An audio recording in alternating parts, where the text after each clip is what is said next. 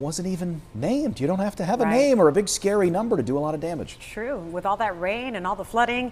And Lainey, I've also noticed the temperatures are a bit cooler because of all this rain. Yeah, we've kept the temperatures down with a lot of clouds across the area. Of course, the air is very humid, and you can see all the water in the air. It's not only in the clouds, but also in the rain. We've had occasional showers today, even some thunder and lightning, especially up closer to the border with Virginia. We're going to see these occasional showers continuing tonight. Spotty thunder, a little bit of fog filling in, and that may greet you tomorrow morning. It'll be patchy. We'll have a few spotty showers in the morning, and then we'll look for a round of showers to develop in the afternoon with some isolated storms tomorrow as well. Now, what we've seen is an occluded front kind of setting up across the northern part of our area, and along that front, that moisture is coming right off the Atlantic, and that means training of showers and thunderstorms over the same areas.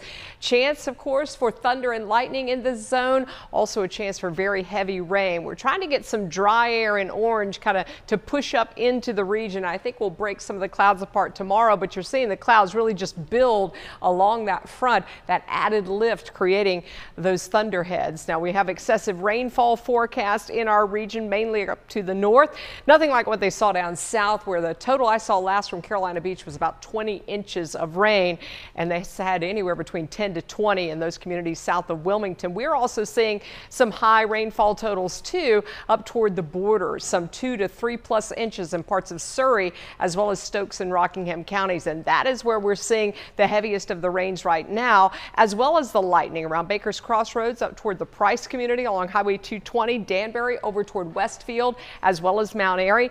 Pockets here of some 2 to 3 inches of rain, and that is just in the last 12 hours. The rainfall rates that you're seeing here showing up in the bright purple, that's some 2 to 3 inches in an hour, and this train of thunderstorms has been over that area for the last few hours. There's ponding of water out on the roads in this zone too, so please be careful. I've also seen reports of a few trees down here and there in parts of Surrey and Stokes County. That is the zone, I'd say, where we're going to continue to see potentially some problems tonight.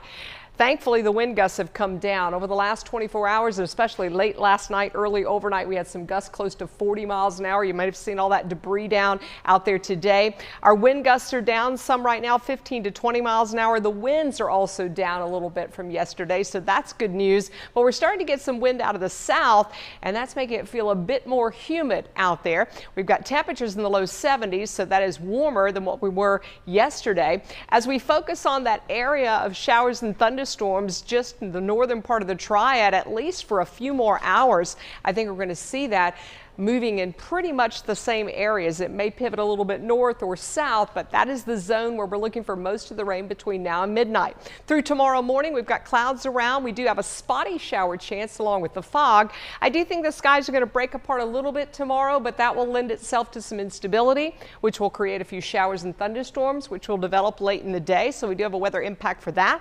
High temperatures should get a little warmer with the help of a teeny bit of sun. So some mid-70s for tomorrow afternoon. For the foothills, up to about 76, also a chance for mainly late day storms, and in the mountains those temperatures get into the upper 60s by late tomorrow. We are going to get some improvements here heading into Thursday. We do have a few showers and thunderstorms around with another low that forms down along the coast. That is moving away though, so that by Friday we're going to dry the skies out.